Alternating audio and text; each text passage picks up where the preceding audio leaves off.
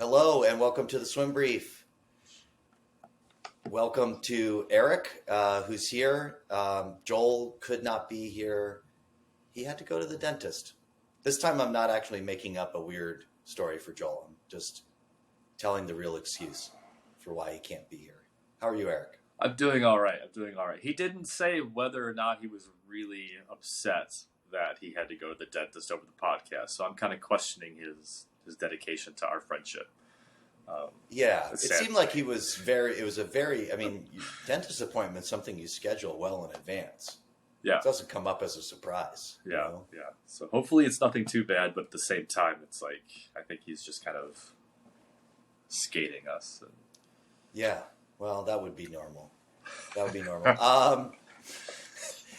So I did promise that we were going to, in a YouTube video that I posted yesterday, that we were going to talk some more about what your heels do when you do a turn.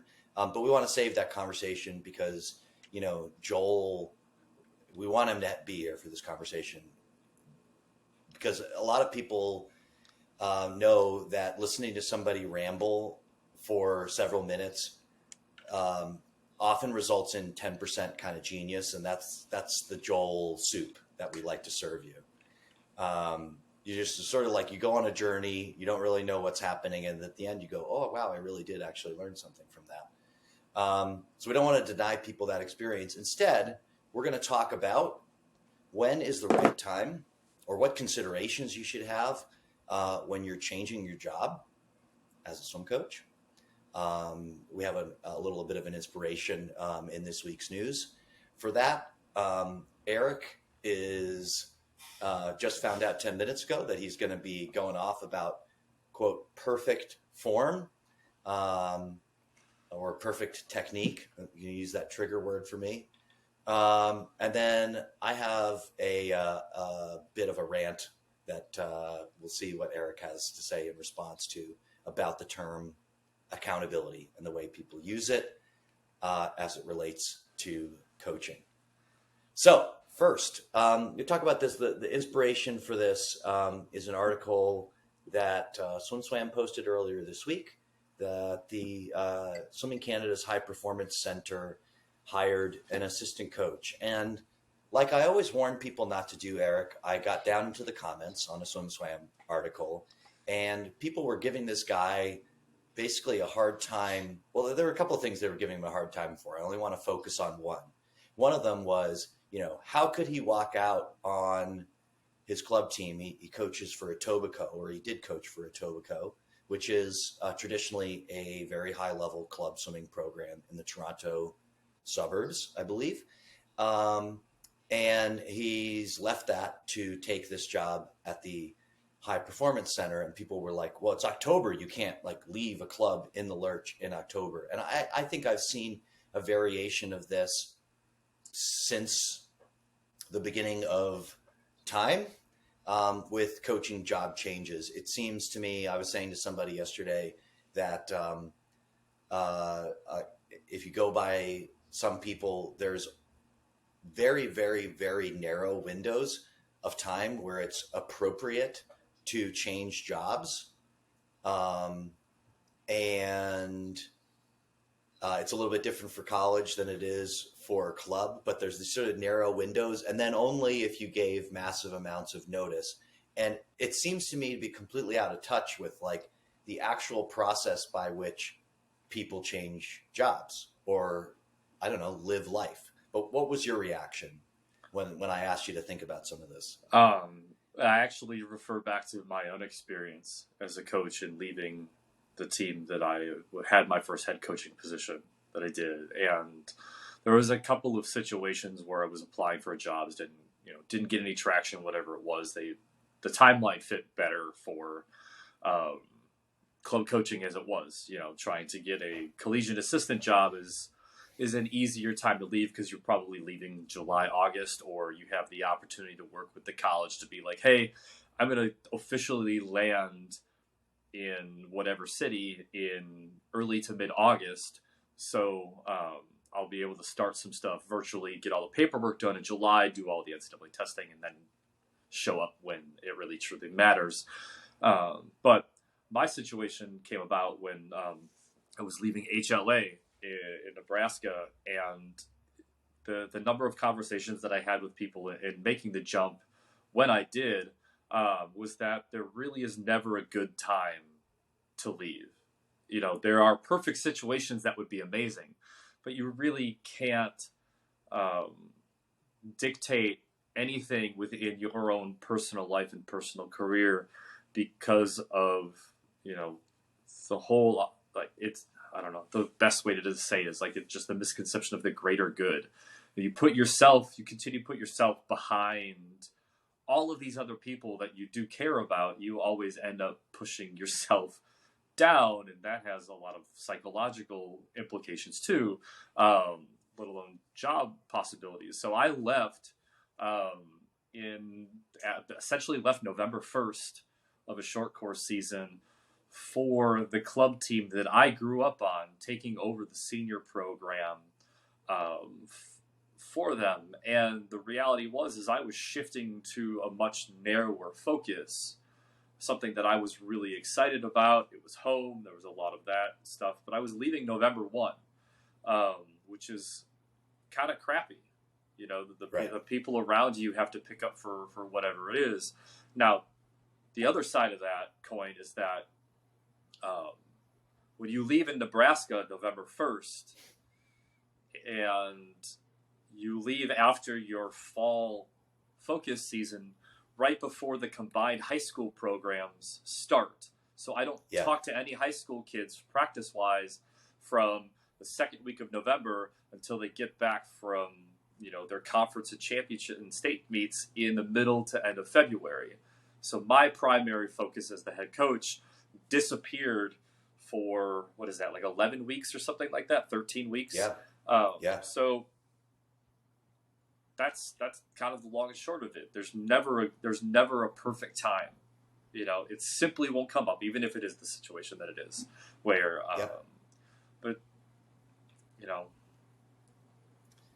Yeah, I mean, I think back to you're making me think of a story of when I left a job, and I think these stories, like, it is instructive because it does.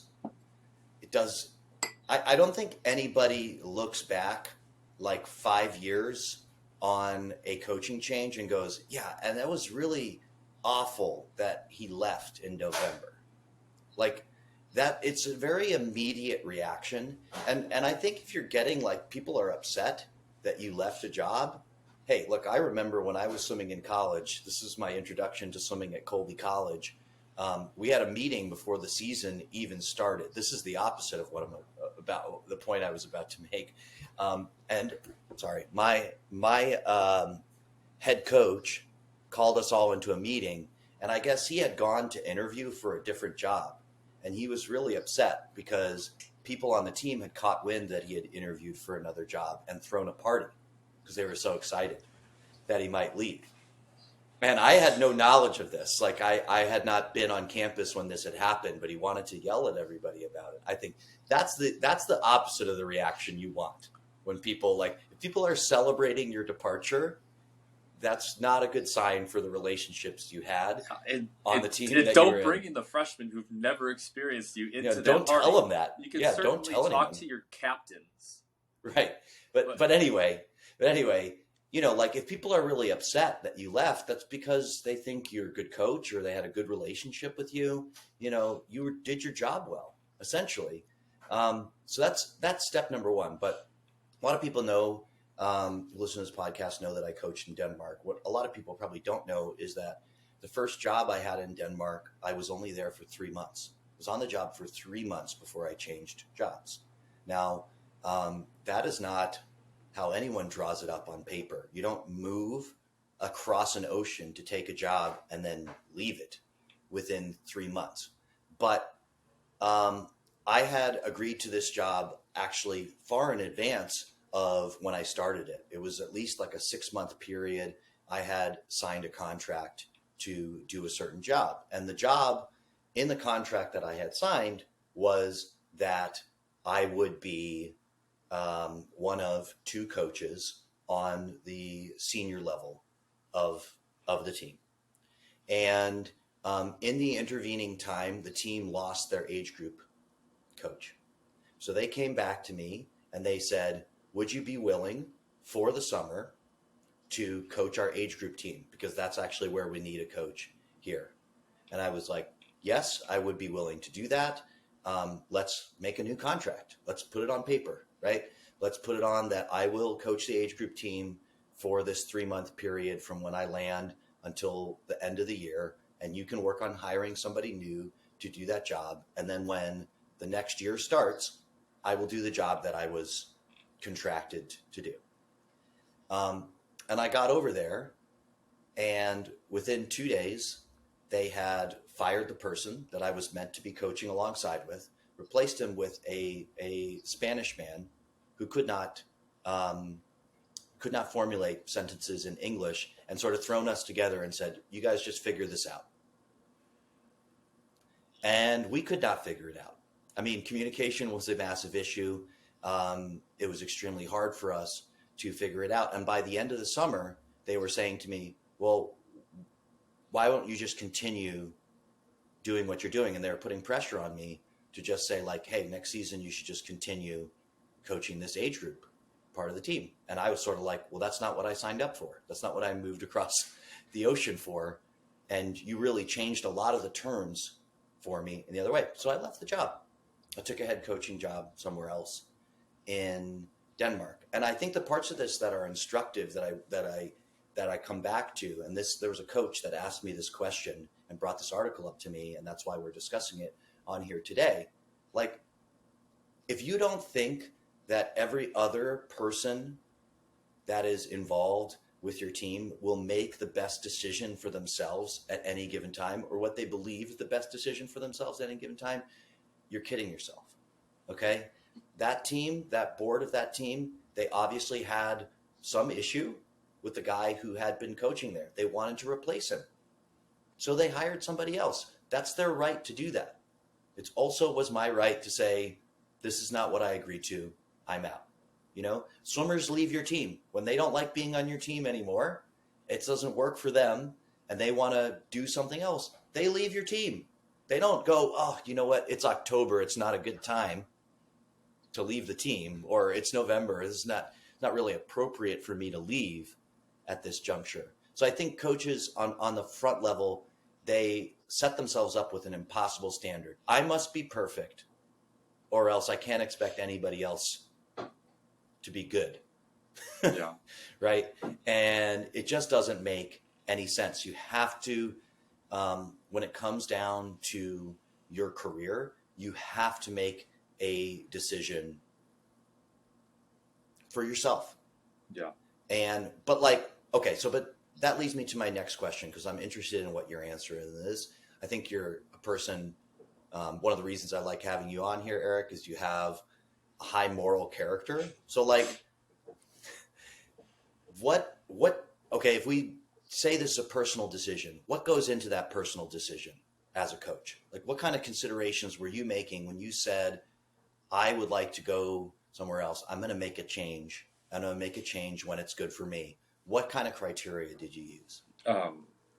The biggest thing was with the situation that it was, is it in my mind, in the situation, it had to feel like it was a step up or an opportunity to be a step in the right direction to move on and move forward. So there were a lot of other circumstances in and around being a head coach in Lincoln, Nebraska, that were disadvantageous for some of the stuff that I would like to have done. Some of that, is on me, and now looking back, could have done a better job here or there, but hindsight's 2020. But the reality is I felt like there were some limitations on some of the things that I wanted to accomplish, and this move to Wisconsin was, to be quite honest with you, to not be a head coach, but to be a part of a collaboration of other full-time coaches. I was the only full-time coach for HLA.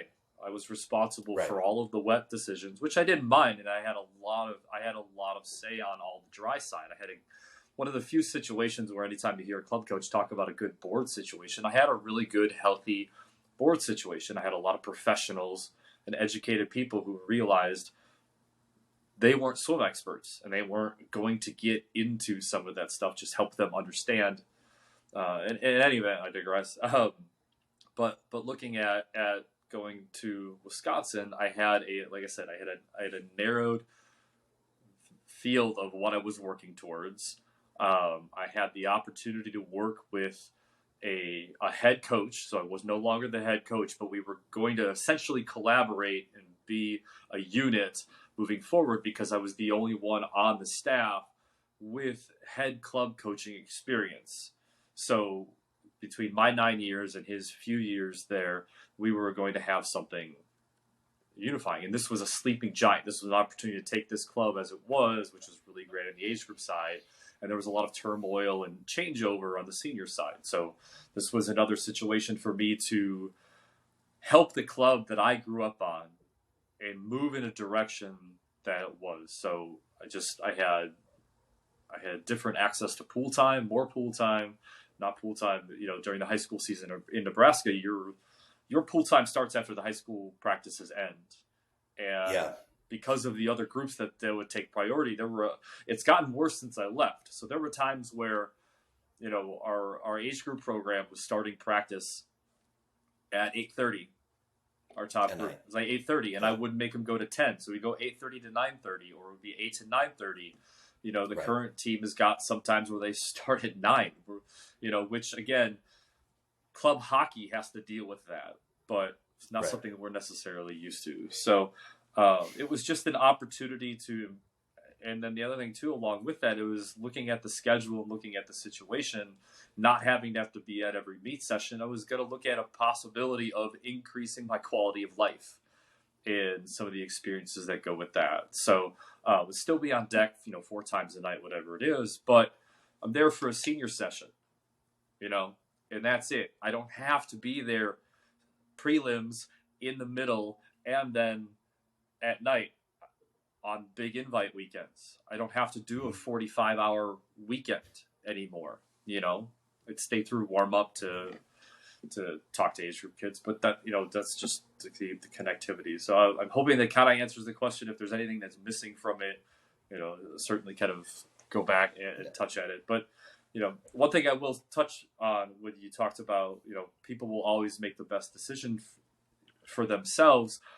I think a lot of coaches would do a bit of good for themselves and maybe speaking to somebody that they trust within the corporate world, because as I've now been in the corporate world for 3 years, like, people leave jobs for other situations and it's literally just next man in. Everybody else kind of has to pitch in till they fill in that position, but nobody is taking it personally because that person is bettering their situation.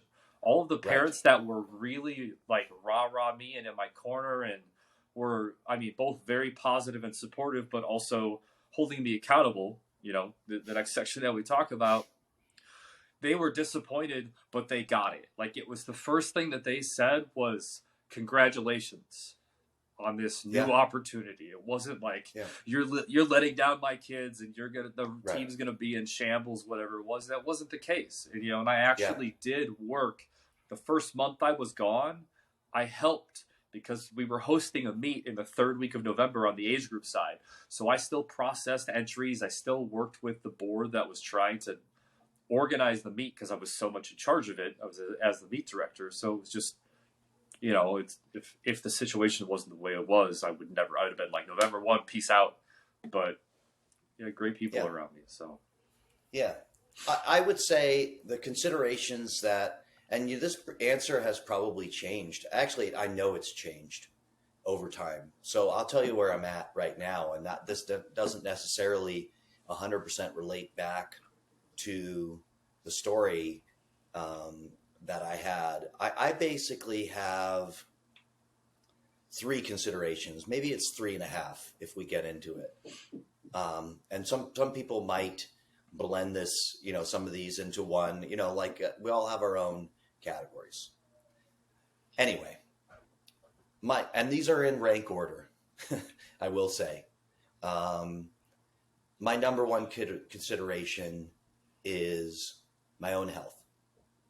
I have people who listen to this podcast know that I have had a lot of ups and downs health wise, and where I'm at in 2022 is I know I have to prioritize myself and my own health in order. If I don't do that, I cannot be at my best for everything else I value. Like I can't. So I know that I have to place some weight on that first. The second thing that I prioritize, and I would suggest this is expansive even to people who may not necessarily think that they have families, but definitely the lifestyle of my family as it relates to what I'm doing professionally. I have a wife, I have 2 kids. Maybe, you're not married. I know you're not married, Eric. Like, you don't have kids, but you still have a family, and you still have relationships that are important to you, right? In almost a familial way. So, making those, feeling like you're in a good place with those, and that you're placing an appropriate value on those, and that, some sort of change that you're making might have comparative advantages to your current situation as it relates to, I'm doing scare quotes for those who are listening in podcast form, your family, or your family. I think that part of it is really important. The third category, this is where I get into a kind of a half. I think it's a bit of, do you feel like you or really like the place that you're working is progressing? That there's some sort of growth in what you're doing. Are you having an impact on the people within your program? And is that impact being valued, right? Because I think I add that second part because I do think there's a lot of coaches out there, they're making a huge impact, but they're not necessarily feeling valued within that environment, or maybe even being valued. I think there's even a gap between feeling and being, right? So that certainly, I think, is something to take into consideration. And you got to look at those categories and say, if you have an opportunity to take better care of yourself, better care of the relationships that are most important to you, and you feel like it's a progression somehow in what you're doing, that's a slam dunk in terms of changing things. And you probably don't even, maybe if just one of them improves and the other 2 stay the same, you have to consider it, because opportunities come and go. They don't just sit there waiting for your perfect time to seize them. They come, and then you have a limited amount of time where you have to make a decision whether or not you're going to seize that opportunity or not, right? Yeah, 100%. So no, like looking at it now in my complete shift out of coaching, and my last 2 changes were situations that not great, but No. the last one really ended up being a giant silver lining. Like the size of this silver lining cannot be understated, because now I've been able to kind of right the ship emotionally and recover from coaching and the way that I thought about my own coaching and my own experience and stuff like that. And I now have an opportunity where I work 100% remote. So that allows me to still be in touch with the sport, but then be able to just kind of have a schedule that in a pace that works for me. And like you said, family, I don't have a wife, I don't have kids, but I still do have a family. And when it comes to holidays, during coaching, what used to be an all-out sprint to go home for Thanksgiving and Christmas, and it was literally like flying out Tuesday night, flying back Sunday, or flying back Monday morning to be there for Monday night practice. Because I work remote and I'm getting my job done, this November, I'm going to be home for 11 days.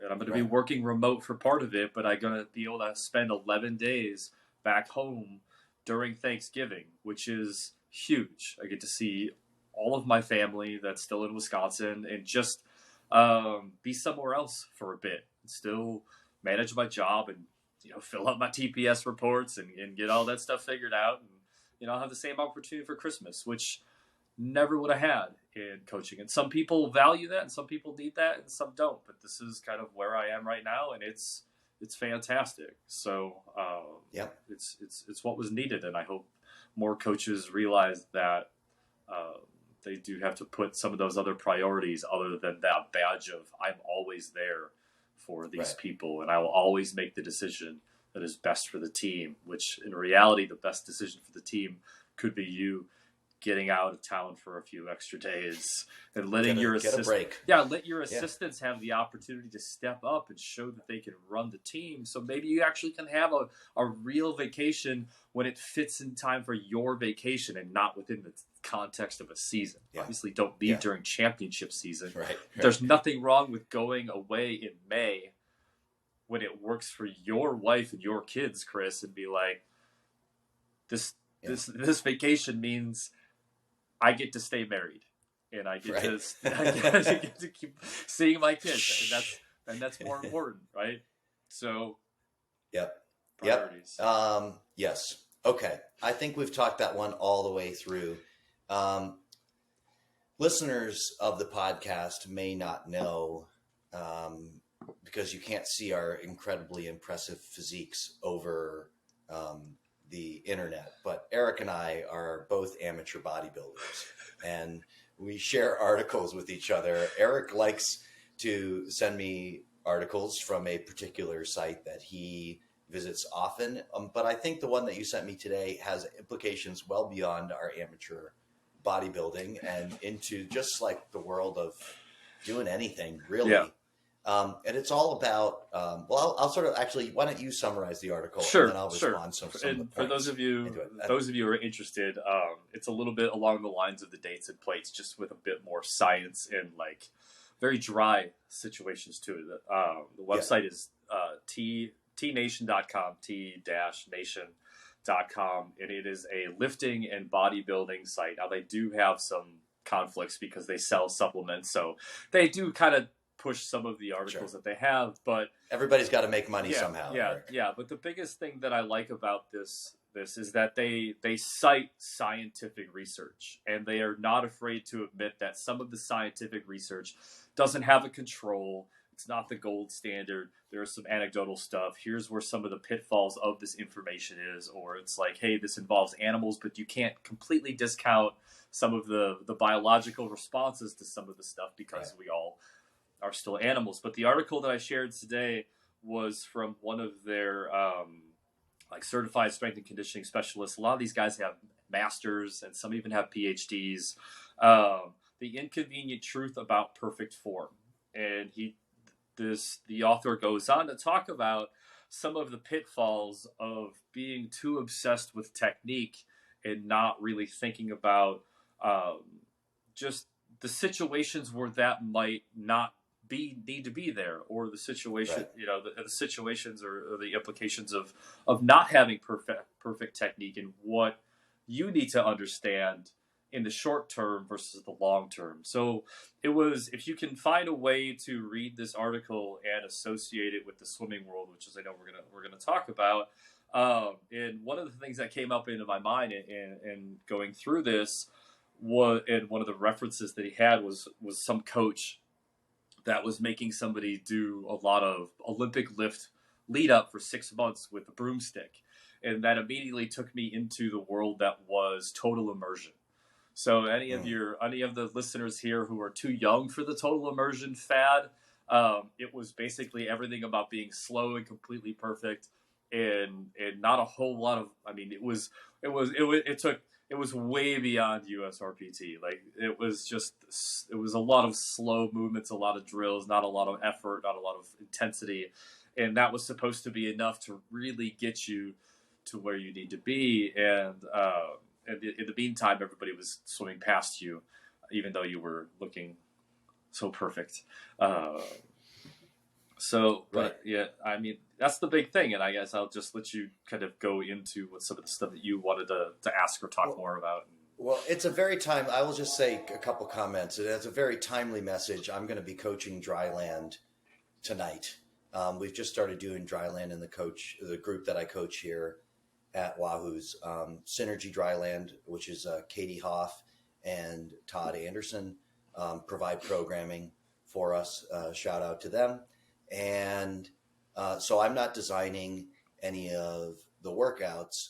And I am essentially alongside the kids learning some of the movements that they're doing in the given workout. And I definitely, when I get out of the pool, I am vulnerable to this phenomenon of like obsessing over the way that athletes. Yeah, you too. I know you are too. For so Dryland, like we're definitely self-critical, I think, in this respect. Like where I really want them to do it perfect before they touch a weight. And I have some memory of like attending a Nick Fulker Dryland talk 15 years ago, and him being like, I don't let the guys at Cal squat until they have, like clear all these benchmarks. And I've been like, yeah, I totally agree with that. Like, and, like I imagine myself as this little mini Nick Fulker,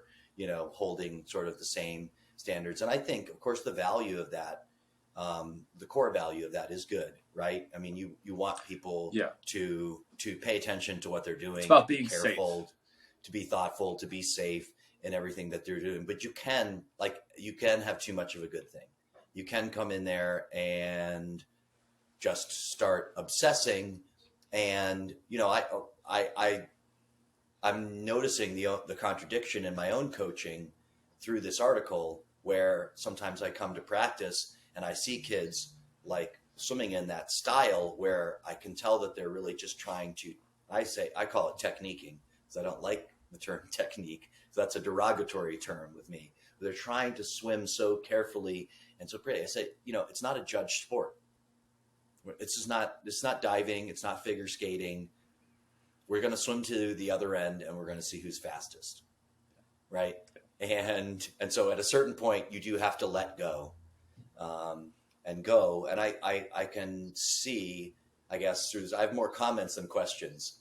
I can see through this article how probably there's a lot of coaches out there too have trouble letting go enough, especially when they're out of the pool and they're a little bit out of their comfort zone, right? And they want to make sure they've heard so much. Like I know I've been inundated on the Dryland side. I've heard so much about what I shouldn't do. That's bad. This is bad. And I don't necessarily have the full knowledge, skill set at any moment to push back and say like, well, like, look, that's a kind of an overly general statement that, I don't know, whatever movement is bad or whatever way of strength training is bad, so I just sort of go like, all that sinks into my mind is like, bad, don't do. Right? Yeah. And then at a certain point, you can't do anything. Yeah. Yeah. You're just paralyzed. You're like, well, we can't set foot in the weight room because everything that can happen, and there's too many bad things that can happen. Well, no, right? We know that's not true on a basic level, that it does help to cross-train for sports. It does help to do stuff outside of sort of the general athleticism is a good general thing. athleticism is a good thing. Yeah. Anything else you want to add on that? I mean, I guess the biggest thing, and maybe this is something we could even link for coaches and to be able to look at it, because it is a good resource. And then there, as far as what it is, because it makes you think about some of the things that maybe you see in Dryland that are okay, or some things that you see in the pool where your natural inclination is to just stop the athlete and correct the incorrect movement. But then you start thinking about, well, so let's just take, for example, on the Dryland side, which is something a lot of us maybe even have, we don't even realize, is when you have athletes with scoliosis. Such a huge thing, and it's one of those things where it's like, maybe their hips do shift to the side, but maybe that's the best they can do. And allowing them to do that with the idea that it's currently safe for them until they're able to like navigate all that, because they may not be done growing yet. and there's going to Right. be a time where some of that stuff can be addressed. Obviously, you want to make sure you defer to the professionals and how much weight that gets brought into it.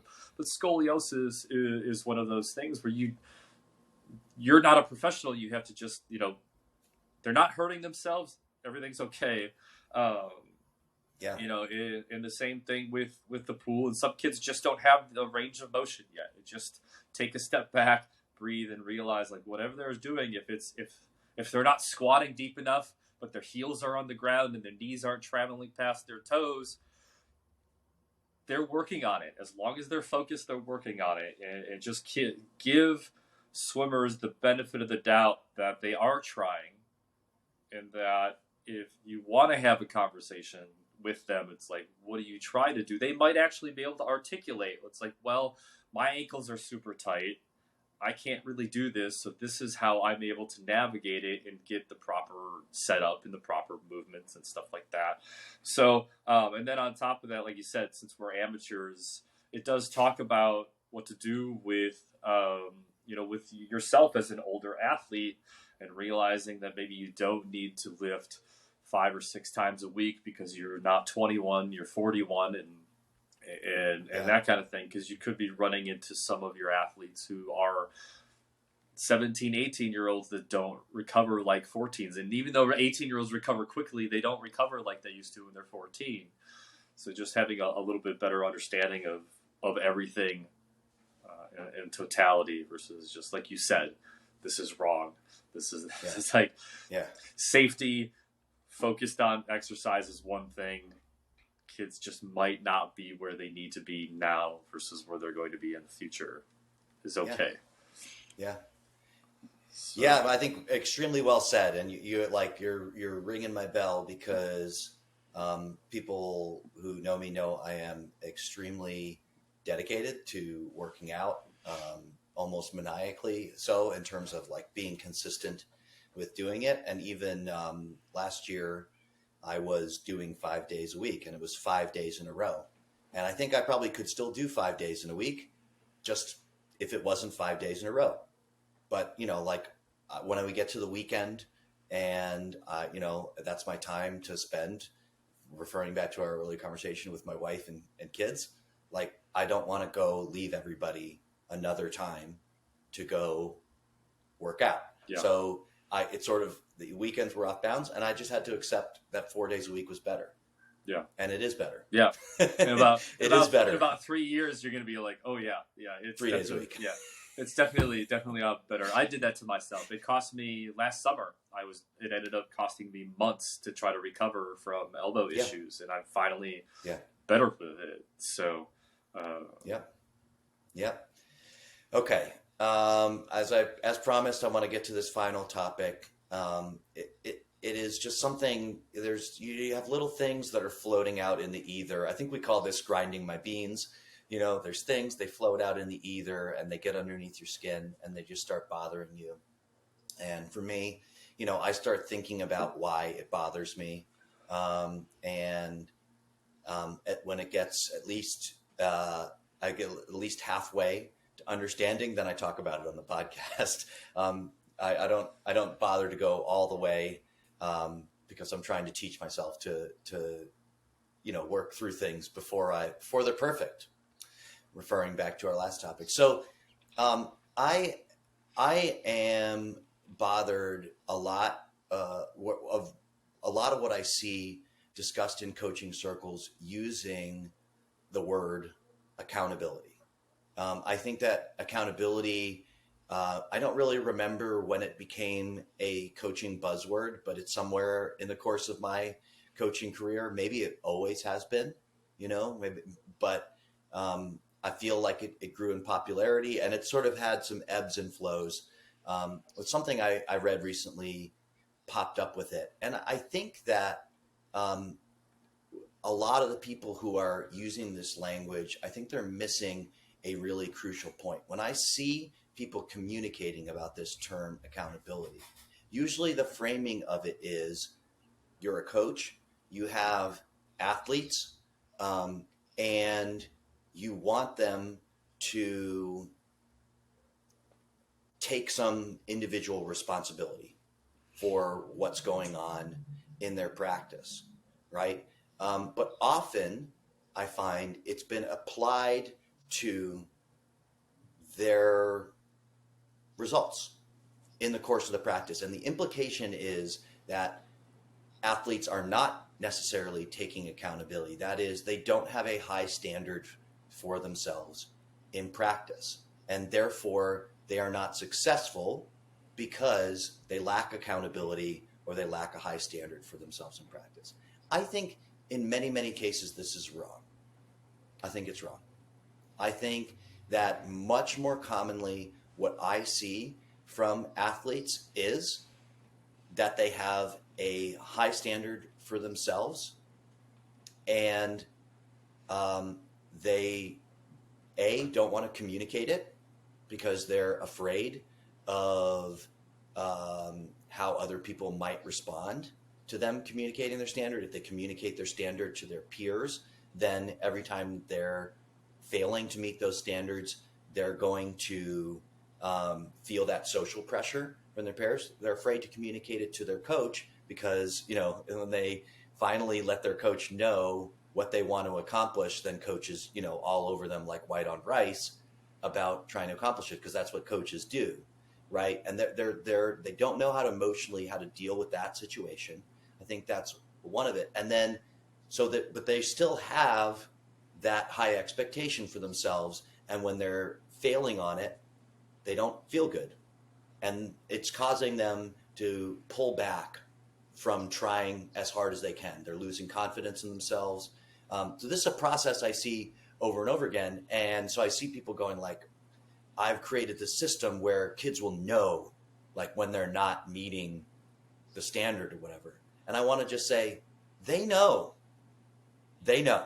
Like, they know they're not meeting the standard. And by the way, many of them probably have an even higher standard that they're not meeting. That's not to say that some kids couldn't raise their standards. Of course, there's instances of that. But I don't think it's as one-sided and one-dimensional as I see it commonly presented. That's my rant on accountability. Yeah. I agree. It's like, it's that fear. It's the fear of failure, right? For sure. It's no matter how many times with the platitudes and the memes that are out there, the people speaking about, don't think about anything negative, just think about the positive. Everything's an opportunity. Don't get me started on that stuff, I know. Eric. It ended up being an hour and a half podcast. It's just like, no, when I hear you speak to that stuff,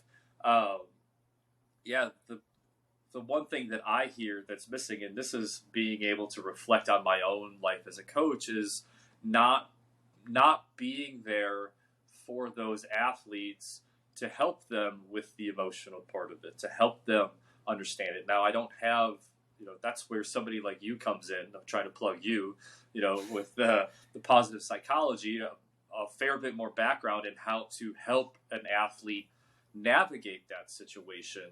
And maybe you don't even have to go to some of those lengths, but just having an understanding, or like we talked about with the Dryland stuff, giving them the benefit of the doubt that they do have a high standard, but in that moment they don't know how to deal with it. So it's easier to just back off and not feel that embarrassment and not feel that fear than it is to just completely wallow in it.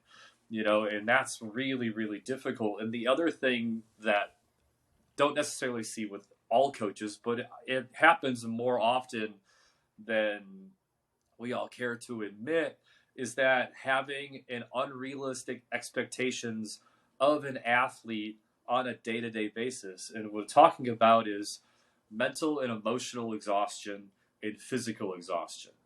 Like, there are just some coaches who don't understand, if a kid comes off a day at school where they've had 3 tests and 2 quizzes, and if they're being driven to practice by a parent, and then it's a 20-minute drive, and the entire 20 minutes, that parent grills them about their 3 tests and their 2 quizzes. So they've been in a desk for 8 hours through 3 tests and 2 quizzes and a 20-minute interrogation. And then they walk through the door and they are supposed to be excellent. Like, And when you hold them to too high of an expectation, given that kind of a day, it is awful. Like, it is such a hard thing to deal with as a student athlete. And you have somebody who you look up to and you revere as your coach, and you're letting them down as an athlete. And it's just a miserable experience that could easily have been avoided with like a 2-minute conversation. You know, I watched you walk in the door. You seem a little low. How did today go? And it's like, well, this happens. Then you say, let's reevaluate today's expectations. Let's give honest efforts. And that's the star. That's the gold star that you've earned today. Just honest effort. That's it.